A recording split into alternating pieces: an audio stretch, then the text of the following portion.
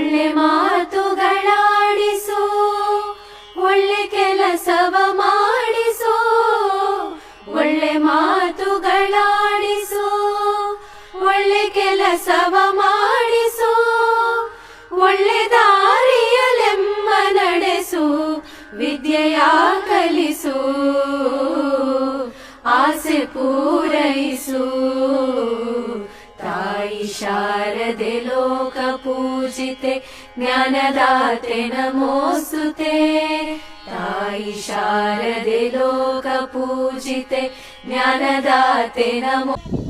ನಿರಂತರ ಮಕ್ಕಳ ಹಾಜರಾತಿ ಆ್ಯಪ್ ಅಂತ ಬಂದಿದೆ.